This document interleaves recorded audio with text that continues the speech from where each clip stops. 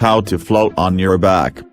Floating on your back is a great way to get more comfortable in the water and to have fun relaxing on your back without the full effort of swimming. To float on your back, you have to position your head, upper body, and lower body correctly. Not only is floating on your back a great trick to add to your swimming repertoire, but it's a key safety technique if you're stranded in a body of water. If you want to learn how to float on your back and to enjoy your time in the water even more, just read the following steps.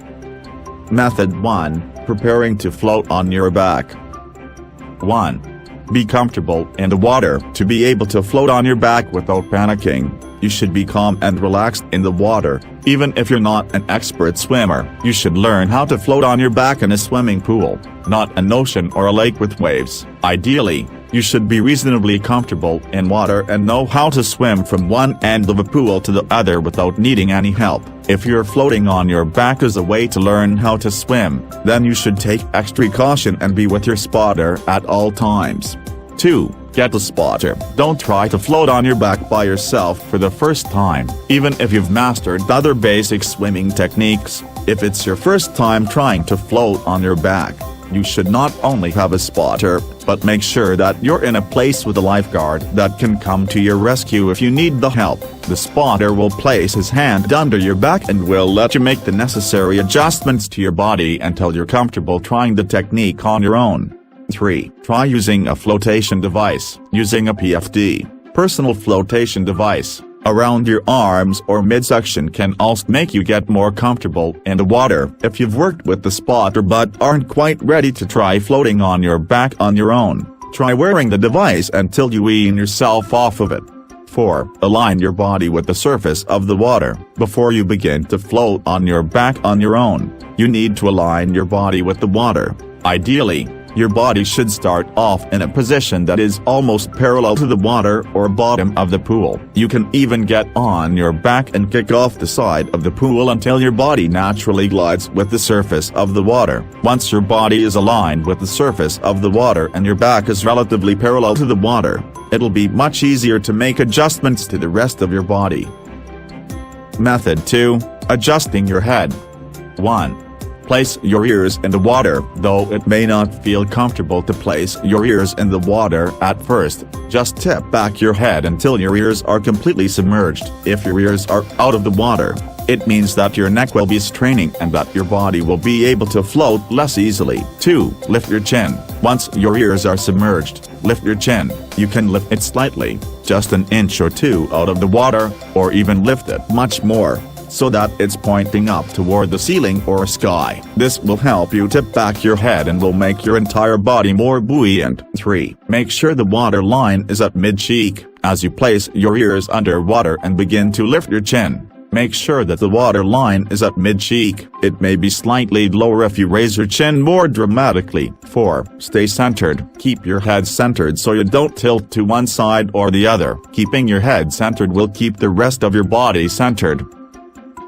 Method 3. Adjusting your body.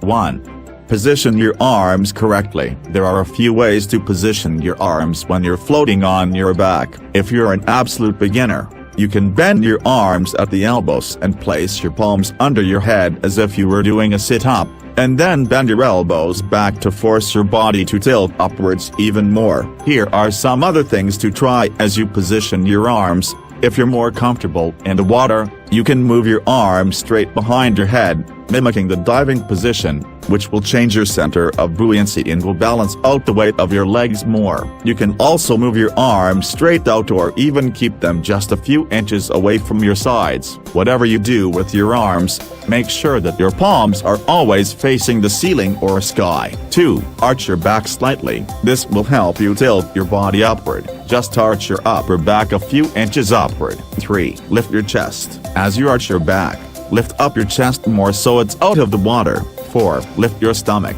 You should also actively lift your stomach until your midsection breaks the surface of the water. 5. Bend your knees. Bend your knees to open up your legs a bit. If your legs are completely straight, you'll be more likely to sink. 6. Let your legs dangle down. After you bend your knees, let your legs dangle down on either side. with at least a few feet of space between them. Your legs won't naturally float to the top of the water. For many adults, the legs are heavier than the arms and upper body, so the legs may naturally float downward. This may be different for small children, who don't have muscular legs. 7. Kick your legs, if necessary. If you do feel your body floating downward near your legs, just take small kicks with your legs to keep your body afloat. You can float on your back and then take the kicks whenever you feel your body shifting downward, or just continually lightly kick your legs to avoid the downward shift.